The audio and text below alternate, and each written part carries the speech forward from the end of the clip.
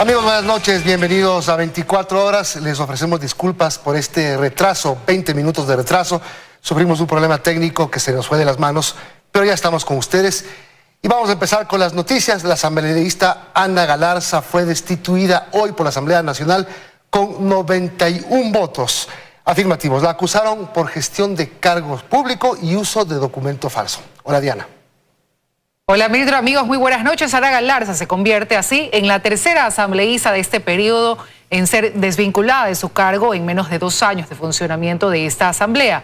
Aquí la crónica de la destitución.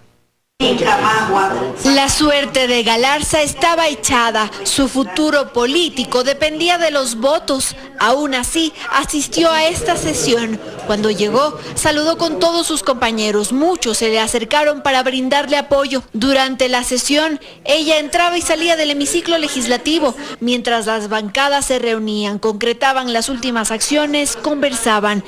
En sus manos, Galarza tenía documentos que llegaron a varios legisladores. Las carpetas amarillas eran sus pruebas de descargo. Tras la lectura del informe, Raúl Tello, presidente de la comisión que la investigó, habló y defendió la decisión de la mayoría de una sanción administrativa por mal uso de la tarjeta. El asambleísta denunciante, en su exposición en la comisión multipartidista, no anunció ninguna prueba. Si esta asamblea el día de hoy no actúa en el marco de la ley, todos los asambleístas estamos expuestos. Lo mismo hizo Lourdes Cuesta, compañera de Galarza, mientras Amapola Naranjo explicó por qué realizó un informe de minoría que planteaba la destitución. La Asamblea Nacional sentó ya un precedente en el caso referente a la gestión de cargo público por parte de la ex asambleísta Norma Vallejo, caso en el cual la propia asambleísta Ana Galarza, comisionada, votó por su destitución en base a un audio filtrado. Después fue el turno de Ronnie Aliaga, asambleísta que denunció a Galarza y dijo que había contradicciones en todas las veces que ella se defendía. Por eso presentó una resolución para la destitución de Galarza por gestionar cargos públicos. El señor Rodríguez, conforme lo ha declarado bajo juramento, le ofrecieron al inicio de su relación laboral con la señora Galarza colocarle en otro despacho para que ejerza un cargo público dentro de la Asamblea Nacional.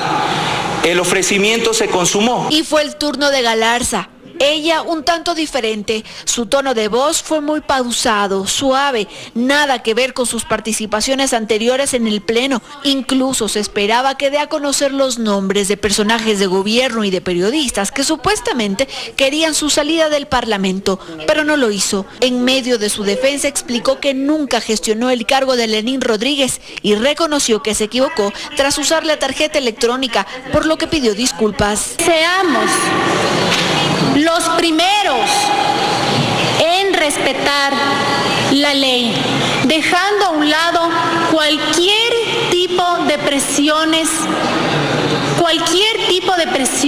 que puedan probablemente estar recibiendo. El informe de mayoría se votó, pero no se aprobó. Tuvo 47 votos negativos, 34 afirmativos y 43 abstenciones. Como no pasó, sometieron a votación la moción de destitución. Los correístas, moranistas, socialcristianos de Suma y algunos independientes dieron sus votos. La decisión se tomó y se dejó en firme. Ella se retiró del pleno luego de ser asambleísta por casi 21 meses. Las reacciones tras su destitución no se hicieron esperar. Yo creo que tenemos que estar dispuestos a que cuando se presenten denuncias fundamentadas como esta, en contra de la corrupción, nosotros podamos actuar. Lo que pasó el día de hoy no fue una decisión sustentada en derecho, pero tampoco fue una decisión justa. Galarza se fue con su familia. Ella es la tercera asambleísta en ser destituida en este periodo legislativo, que aún no cumple ni su segundo año. En Quito, Andrea Samaniego, 24. Novedades en el caso PetroChina. La Fiscalía pidió asistencia internacional para notificar a los representantes de la compañía asiática que son parte de la investigación previa que lleva a la entidad. Además, solicitan a la Defensoría Pública que designe abogados. A través de la Embajada de China en Ecuador, la Fiscalía General de nuestro país pidió que se notifique a Zhao Yong, vicepresidente de Petrochina, Shen Yun, también en su momento vicepresidente internacional de la compañía pública china, y a Chen Bo, representante de China International United Petroleum, del comienzo de una investigación previa de la que son parte. La Fiscalía además demanda a la Defensoría Pública que les designe abogado. El director de Asuntos Internacionales de la entidad fue quien solicitó esta asistencia internacional y está pendiente de una respuesta. La Fiscalía indaga los contratos relacionados con las preventas petroleras firmadas entre el gobierno anterior y el país asiático. Según denuncias, detrás de estos contratos existiría un perjuicio para el Estado de más de 2.000 millones de dólares por la intermediación en la venta del crudo ecuatoriano. La Fiscalía ha venido adelantando diligencias en este caso desde el 2017. La denuncia fue colocada en el 2016. Incluso se recibió la versión del empresario Enrique Cadena y en su momento del expresidente Rafael Correa. Además de a los representantes extranjeros de las empresas chinas, la Fiscalía le pide a Vladimir Mosquera que designe abogado y le solicita a Petroecuador que oficie el nombramiento de Nilsen Arias, Klepper Merizalde, Marco Calvo Piña y Alex Bravo. La entidad además dispone que se incluya en el expediente el desglose de las sesiones de directorio de Petroecuador donde se trató sobre este tema. Eso consta en varios CDs. Dayana Monroy, 24 horas. La Corte Constitucional analiza el mecanismo que implementará para dar trámite a las casi 9.000 causas represadas. El presidente de la Corte anuncia que pedirá un examen especial a Contraloría y la revisión del reglamento de procedimiento, entre otros temas. 48 horas después de asumir el despacho, los 9 jueces constitucionales buscan arreglar la casa por dentro. Uno de los principales problemas que tienen son las causas represadas. Tiene un total de 8.979 casos. En la vacancia judicial que tomó por la ausencia de magistrados de la Corte Constitucional, se calculaba que más o menos aproximadamente habrían 2.000 causas que han ingresado y que enriquecen, pues, aumentan el volumen de las que ya hay. Pero aún no saben cómo se repartirán esas causas para despacharlas sin desatender las actuales y las que seguirán llegando, aunque para estas últimas están pensando en revisar el reglamento de procedimiento. Por el momento todavía no hemos podido llegar a discutir entre nosotros, a deliberar sobre qué normas deben ser cambiadas y cuáles están bien. Indudablemente que sí hay muchas, lo digo a título personal, que no deben mantenerse. En el tema administrativo, el presidente de la Corte Constitucional dijo que el presupuesto es muy modesto. Sin dar cifras, anunció una revisión del funcionamiento de cada dirección para racionalizar el personal que allí trabaja y, claro, anunció también que pedirá un examen especial a la Contraloría. Que tiene que actuar la auditoría de Contraloría, eso es necesario. Y como decía, eso tiene que ir hacia atrás, ¿no? A ver qué ha pasado en el año 2010, pongamos, 2015. Salgado Pesantes pidió a los ciudadanos que tengan confianza en esta nueva Corte Constitucional, pues dijo que ahora sí la componen verdaderos constitucionalistas. Garantizó total independencia política y que las decisiones se empezarán a tomar desde la próxima semana. En Quito, Freddy Paredes, 24 horas. El gobierno ordena la reducción de al menos el 10% de la nómina de personal de todas las empresas públicas a su cargo. La disposición deberá cumplirse hasta el 20 de febrero. Mediante un comunicado, la empresa coordinadora de empresas públicas EMCO notificó a las 21 empresas a su cargo que deberán reducir al menos el 10% de la nómina de talento humano. A partir de la promulgación del decreto 135 se ha venido cumpliendo con las diferentes disposiciones del gobierno central con la finalidad de optimizar y reducir el gasto público, por lo que en el marco de estas políticas de austeridad y debido a la situación económica por la que atraviesa el país, se dispone la resolución, suscribe EMCO, EMCO. La disposición es de cumplimiento obligatorio por parte de las empresas coordinadas, por lo que se deberá remitir a EMCO hasta el miércoles 20 de febrero el plan de optimización con base a la planificación de talento humano 2019. Desde el año pasado, en las 21 empresas públicas se inició la reducción del gasto. Una de las medidas adoptadas fue la separación del personal. El comunicado de EMCO termina aclarando que el gerente general de cada empresa pública será el responsable de garantizar el proceso de desvinculación de los servidores públicos. En Guayaquil, Joana Ramos, 24 horas. La Junta de Política y Regulación Monetaria y Financiera dejó sin efecto la resolución 471 del pasado 30 de noviembre de 2018, por la cual se establecía una nueva modalidad de cobro de intereses en las tarjetas de crédito. La misma permitía el cobro de intereses en los pagos mínimos a partir de la fecha de la compra, pero con la nueva disposición vuelve al régimen anterior, es decir, que se cobre a partir de la fecha de corte del pago. Cerca del 60% de las papeletas electorales para las seccionales del 24 de marzo y de candidatos al Consejo de Participación Ciudadana están impresas. Así lo informó el Instituto Geográfico Militar a los consejeros del CNE.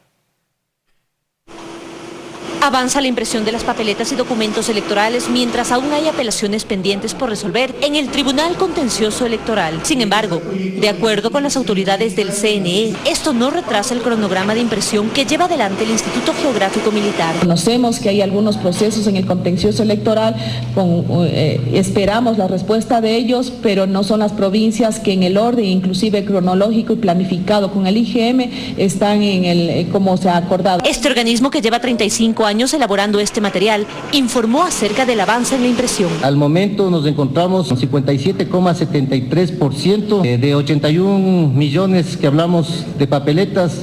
Hasta la presente fecha tenemos impresas 46 millones. En cuanto al Consejo de Participación Ciudadana y Control Social, en las papeletas de hombres está terminado el 100% y el de mujeres está por concluirse. Prevén concluir todos los procesos hasta el 16 de marzo y aseguran estar cumpliendo con los tiempos de acuerdo a lo planificado. También las autoridades electorales se refirieron a la posibilidad de que asista a la misión de observación de la OEA.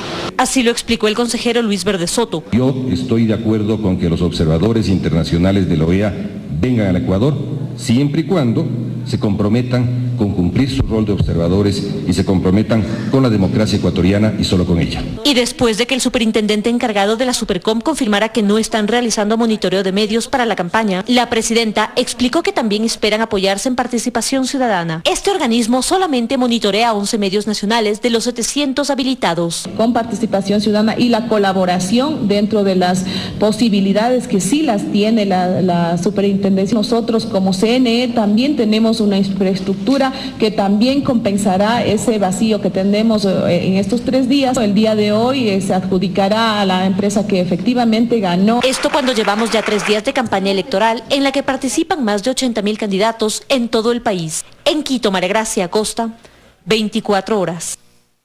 Ecuador ya tiene nuevo embajador de Venezuela. Se trata de René de Sola, a quien el gobierno le otorgó el beneplácito este jueves.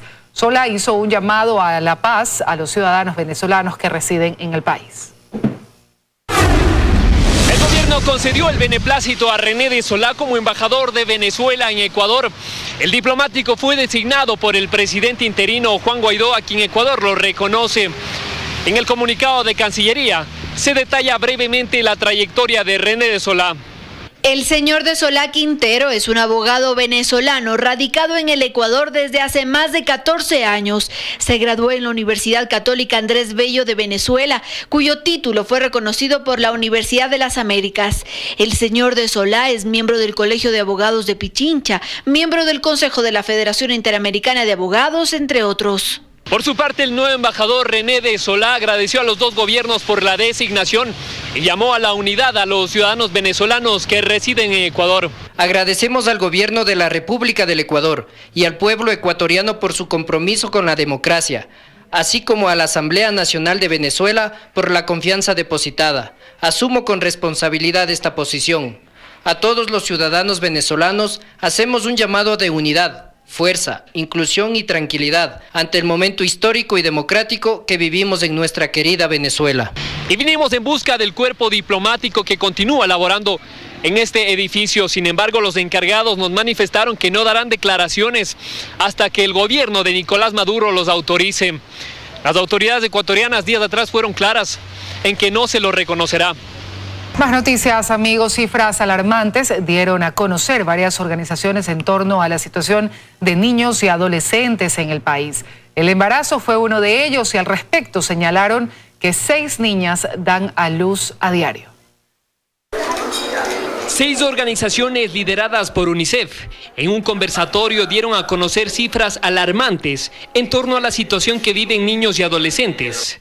Este estudio, realizado durante 10 años, desde el 2006 al 2016, refleja, por ejemplo, que 40 niñas entre 10 a 14 años dan a luz cada semana. Se ha naturalizado no solamente en las provincias amazónicas, las provincias de la costa. Veíamos ese dato alarmante de 6 niñas cada día dando a luz. 3 ejes principales son los que más preocupa a las organizaciones en torno al ambiente de los niños y adolescentes: el embarazo, la drogadicción y el suicidio, que es la principal causa de muerte violenta en los adolescentes aquí en el país. 1 de cada 3 usuarios de Internet en el mundo es un niño o una niña. Quiere decirse que están muy expuestos a los peligros que puede tener Internet.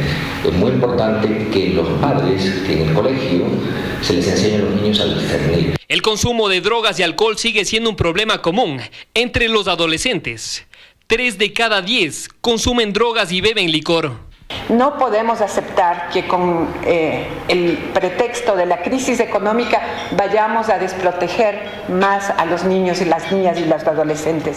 Ellos deben ser la prioridad en los momentos de crisis. Según el censo, hasta esa fecha, existen en el país 6 millones entre niños y adolescentes, que representan al 65% de la población. De estos, el 12% vive en pobreza y en extrema pobreza. El sector más afectado es el indígena y el amazónico, que por temas económicos, muchos de los niños no acceden a una buena educación y son discriminados hasta por los mismos docentes. A los niños y niñas indígenas, los profesores a veces, porque no pueden hablar bien, no se adaptan por ser quichuas, les dicen: eres como tu papá, porque eres indio, no sabes nada. Como conclusión, estas organizaciones recomiendan al Estado ecuatoriano crear un ente especializado en la problemática de niños y adolescentes, ya que los que actualmente se encargan se despreocupan de estos temas. En Quito, Paul Coello, 24 horas. Mediante decreto ejecutivo, el presidente de la República estableció la organización y funcionamiento del Gabinete Estratégico. El titular de la Secretaría General de la Presidencia será quien presida el Gabinete Estratégico.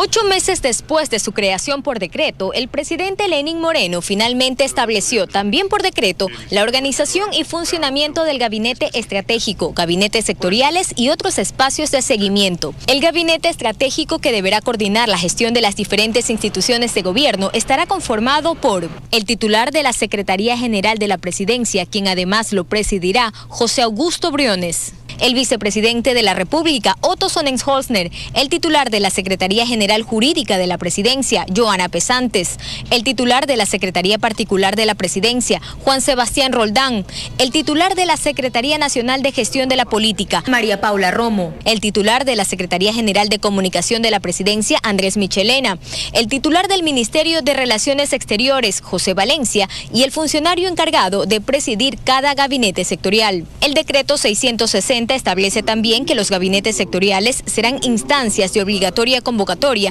destinados a la revisión, articulación, coordinación de la política intersectorial dentro de su ámbito y su sujeción al Plan Nacional de Desarrollo. Deberán coordinar sus acciones con la Secretaría General de la Presidencia. La Vicepresidencia de la República acompañará en este proceso. Joana Ramos, 24 horas. Un muerto y un herido dejó el accidente de tránsito registrado esta madrugada en el norte de Quito. Durante más de 2 horas hubo gran congestión vehicular y cierre de la vía debido al siniestro.